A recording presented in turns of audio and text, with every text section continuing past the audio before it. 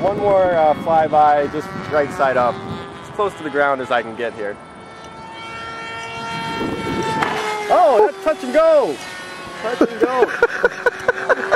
That's about as close as you can get to the ground. What do we got here, Tab? We got the E-flite Scimitar. It's the Carbon Z. This is a great plane. It's got a thrust vectoring system for the motor, which you can't see it right now because I don't have the battery in, but basically this tilts. So you get some thrust vectoring. You can do a lot of crazy tricks with it. Got your rudders, of course, and your ailerons, which are also, they're elevons. They're ailerons and elevator in one.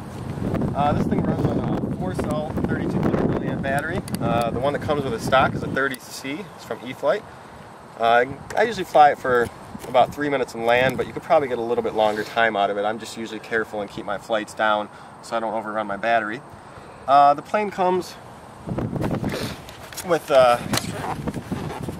stationary landing gear. I mean, the front one will turn, but you can add on retracts pretty easy. It's all set up to easily add on retracts. And that adds a little bit of fun, of course, but it also adds some speed in the air. You're going to get less air resistance, wind resistance from the wind hitting your wheels there. So get a little bit more speed out of it. It's already a crazy fast plane.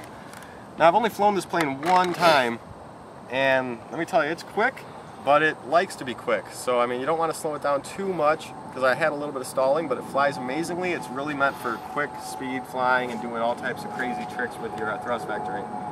So we're going to go ahead and take this in the air and see what happens. Alright guys, so like I told you, I haven't flown this plane in a while. I flew it one time and I haven't flown it probably for, geez, I don't know, like 2 months at least. Maybe more. So I'm going to go ahead and just put in the battery, get it all set up, and make sure that all my moving parts are working correctly. Turn on the transmitter first, of course. What was that noise? Yeah, I might want to put the battery the other way. This takes a second, so I'll probably fast forward as I put through the video.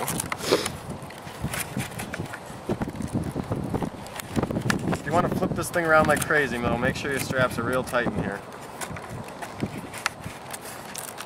That's what she said.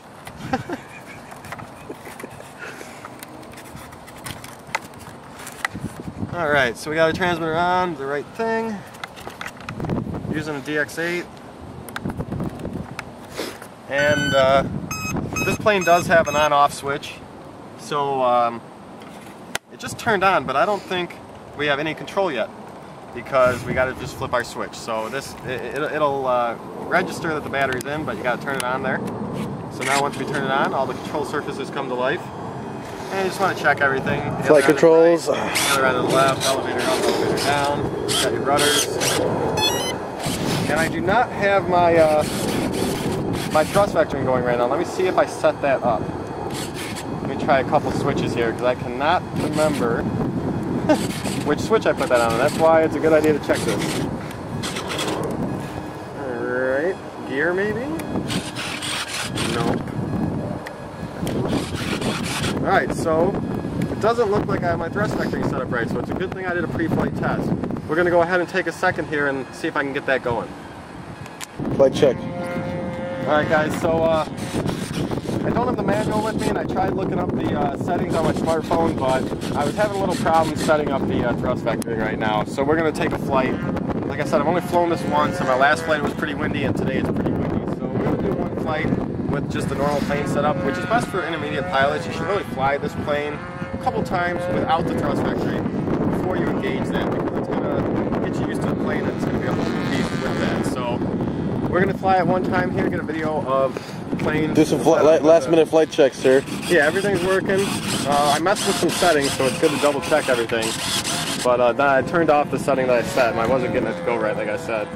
So this plane, last time I flew it, I had trouble taking off and landing, and I'm not like bragging, but I'm fairly good, and this plane was fairly hard to take off and land. It was a little bouncy on takeoff, and on landing it stalled out on me a little bit, and I was going pretty quick. So we'll see what happens today. It is a little windy, but I kind of like that, a little headwind, to make the landing a little easier.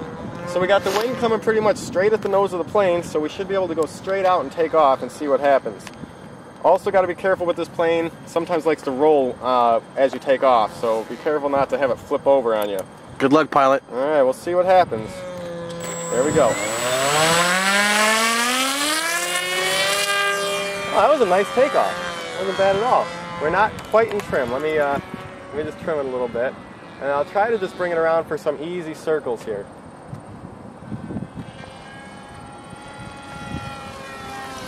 Oh, there's as you can see, I don't know if you got that on camera, but exactly what I just did, I'm going to go out there again, and when I come back, I'll do some rolls. Okay. It's usually best to do rolls with the wind, but we're going to do them with the sun. The wind is your friend. Stay friends with the wind. So pretty crazy rolls there. Flies upside down. Some rolls again here. Just as good. To invert it around. All right, we'll do an upside down loop here. Right at us and back away. One more time. It'll come right at us, kind of. It rolls fast. I don't know if you guys can see everything on camera here, but it's pretty far away. It's a very fast plane, but damn, it rolls fast.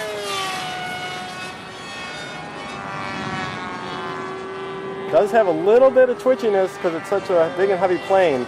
When you come out of the roll, it notices it came out. A little bit of weight force going on. See a loop. Alright, we'll come down here low a little bit. And go up. Oh, that was a kind of a... Gone. I can't even see you. Oh, I'm way over there. Holy cow. That was kind of like a barrel roll loop. Where'd you go? I'm way to your left. To my left. Coming back. I'll just edit Up left. There you go. Alright. We're going to do a left turn. And then... Oh, I'm a little bit high. But if you got it, I'm going to do a really high loop. Are you? There. It's just a quick loop. This plane's hard to see on camera. I'll do one more loop over here.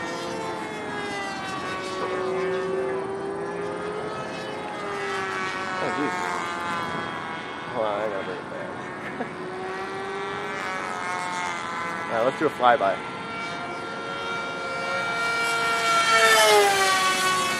Fast plane. Fast guy, man. Look at this. We'll do one inverted flyby right next to us. I'm just going to flip it upside down here. You're Tom Cruising, man. And then we're going to dive at the ground and fly by real low to the ground. Woo! Sun, I can't. Danger zone. That's the danger zone. The sun. Alright, one more flyby, just right side up. As close to the ground as I can get here. Oh, that's touch and go! Touch and go. That's about as close as you can get to the ground. Alright. Alright, so my timer just beeped. I'm going to go ahead and land it. It sure can take a little beating. It was fairly, it wasn't like a smash into the ground, but it was a good smash a little bit there. I'm going to do one more circle to get a little bit lower and a little bit less speed here. And then this plane likes to land fairly fast. I'm probably just going to land it in the grass. Just to be on the safe side? It'll help lower the speed once I'm on the ground rather than on the pavement. Oh, geez. Yeah, let's land on the pavement. See, it likes to coast. Oh, geez. Oh, jeez. Oh, that's okay. Only the canopy popped off. But you guys see that? Told you, sometimes the takeoffs and landings can be a little tricky. I thought I was down on the ground, all good there, and it was going pretty slow. And then all of a sudden, for some reason, caught some air and went up there. It might be the wind, I'm not sure. Crosswind. But let's go take a quick look at it. I don't think there's any damage caused.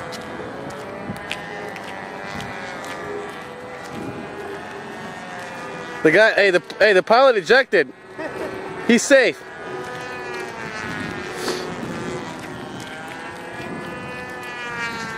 He's okay, right? Oh yeah, pilot's good. Pilot's okay. Our control surfaces are moving. Pilot's okay. He ejected. And our little bent, but we just take that, and we're good to go. Sturdy. It's a pretty sturdy plane. You can see this bent back. We hit the ground. I kind of bashed the ground, but that's not anything. That's cosmetic and. It's sturdy plane. That's what it is. Sturdy. Lots of planes from other companies and such, cheaper foam. You hit the ground, you're not going to get a couple scratches and a little bent metal. You're going to get a plane in pieces. So, you know, that wasn't my finest flight moment there, but the plane held up to it very strong. It's the Carbon Z. It's got carbon and wood pieces going throughout the wings and the body and stuff. real nice and sturdy plane. A little tricky on landings from time to time, but in the air it's a blast to fly, really quick, very maneuverable. So next flight we'll go ahead and get that thrust vector set up and see what else we can do with that thrust vectoring. See you guys later.